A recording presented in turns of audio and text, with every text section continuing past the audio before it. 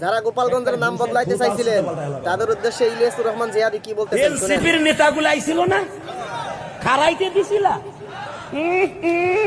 অনেক চান্দু লেগামহীন কথা বলতে বলতে বলে ফেলায় গোপালগঞ্জের নামই পাল্টে হেলাম, তোরে পিডাইয়া লুলা বানায় হেলাম একবার। বাংলাদেশে কোন আলেম গোপালগঞ্জের প্রতিবাদ করে নাই, আমি করছি এই বক্তার কাউন্টার। কথা বলেন না কেন? করছি না বেটা? এক ফোঁটা রক্ত থাকতে আমার গোপালগঞ্জের নাম পাল্টাবি? গোপালগঞ্জে কি শুধু শেখ হাসিনার বঙ্গবন্ধু জন্ম নিছে? আমার গোপালগঞ্জ সোনার গোপালগঞ্জ। আল্লাহ, আমার গোপালগঞ্জ নিয়ে যদি কেউ কথা বলে রাজনীতির জায়গায় দেশের জায়গায় ওর চোখ দুটো উঠে ফেলবো। রাজিয়া শোনা নাই? রাজিয়া সাল্লাহকে দু হাত দেখায় দাও।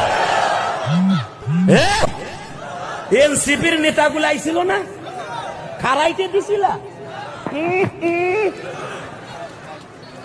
বেটা ভুলে যাও কেন?